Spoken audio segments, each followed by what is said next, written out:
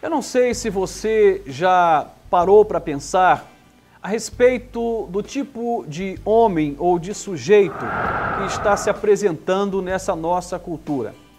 Em linhas gerais, é um tipo de ser humano, um tipo de sujeito que normalmente se apresenta no campo da autossuficiência.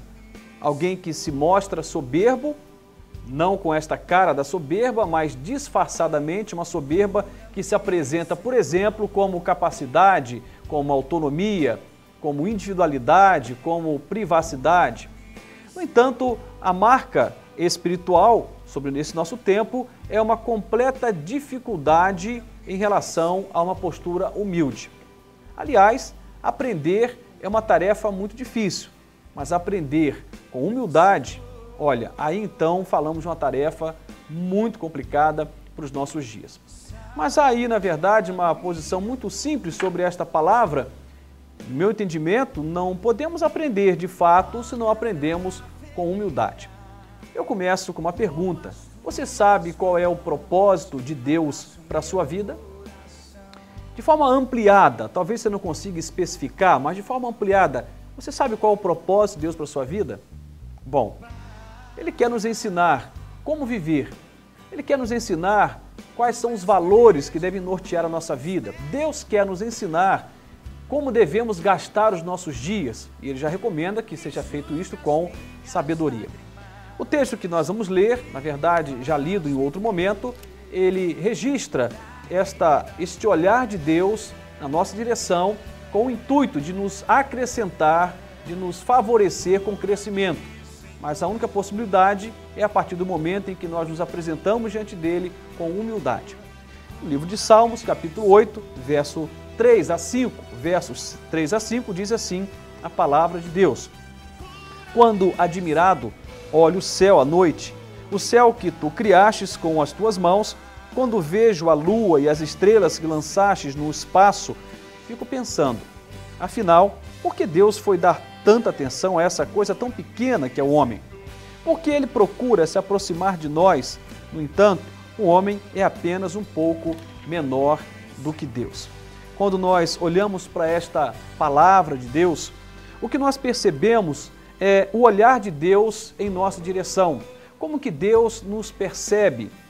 É bem provável que no tempo da política, você que é simples, às vezes assalariado, que mora mal, que luta aí com as finanças, um orçamento apertado, que sofre com enfermidades, que tem que enfrentar o SUS, enfim, sofra, por exemplo, com a falta de atenção daqueles que estão no poder. Mas olha que coisa interessante, a Bíblia diz que Deus, apesar de toda a sua grandeza, Ele nos percebe, a despeito da nossa classe social, a despeito de quanto temos no banco ou se nem temos conta em banco, a despeito da nossa cor, raça, da nossa condição naquele momento emocional ou espiritual, Deus nos percebe. E quando Deus nos olha, é o olhar de um pai. Eu sou pai de 2 filhos, o meu olhar para os meus filhos é sempre um olhar numa intenção de gerar crescimento, não só de poupá-los de um acidente, não só de guardá-los, não só de ampará-los, mas é sempre percebendo o que é que está errado. Nesse olhar, a gente percebe isto. Você que é pai deve saber. E quando você percebe algo errado no comportamento, na fala, entramos naturalmente com um sentimento muito nobre, que é o sentimento de um pai, de uma mãe, de tentar corrigir e de ensinar. A nossa geração desaprendeu a viver a partir de uma postura humilde. E é a humildade que nos ajuda, diante de Deus, a viver e a experimentar uma condição muito, muito nobre, que é a condição de alguém que aprende. Aprender é um grande desafio. E aprender humildemente, aí então, como nós já falamos, é um dos maiores desafios neste tempo. Olha, Deus tem um propósito para a nossa vida. E segundo a palavra de Deus, o propósito dele é que sejamos aqui na terra uma expressão da sua glória, uma expressão do seu amor. Podemos resumir nessas 2 palavras, e quando pensamos a respeito desse propósito de Deus, como parece distante cumpri-lo.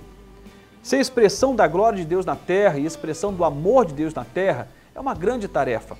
Olha, quando nós trabalhamos, quando nós exercemos a nossa paternidade, ou a maternidade, quando nós exercemos a nossa condição de patrão ou de funcionário, isso tudo deve revelar a glória de Deus e o amor de Deus através de você.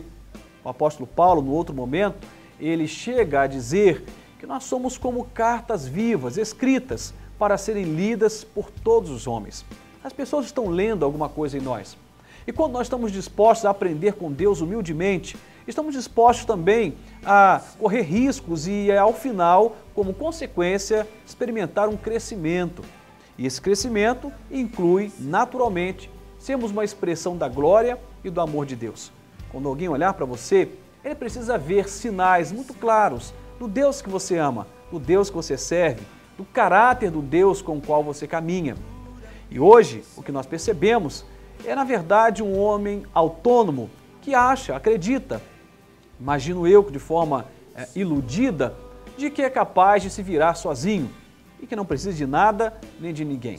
Na verdade, o olhar de Deus para nós, como registrado no livro de Salmos, no capítulo que nós lemos agora há pouco, o capítulo 8, versos de 3 a 5, ele relata muito claramente de que nós precisamos olhar para esse Deus que nos percebe e valorizar isto e correspondê-lo. A Bíblia diz que o homem é apenas um pouco menor do que Deus. Quando o texto diz isto, está falando que a essência de Deus está em nós. Em outras palavras, Deus nos criou à sua imagem e à sua semelhança. E nós precisamos refletir a imagem de Deus na terra. Precisamos refletir a glória e o amor de Deus na terra. Cada dia, o homem mais está distanciado desse padrão do que se aproxima. E essa distância, ela tem sido abismal. Infelizmente, cada vez mais nos parecemos com animais. Quando eu falo nos parecemos, estou me reportando à humanidade de uma forma ampliada, porque se tornou uma coisa comum matar por qualquer coisa, trair por qualquer coisa, maltratar por qualquer coisa. Não conseguimos mais ver essa expressão comumente, no dia a dia, a expressão do amor e da glória de Deus através das pessoas, enquanto elas sorriem, cumprimentam, enquanto elas tratam com a fraqueza do outro, enquanto elas compreendem, têm paciência, amam.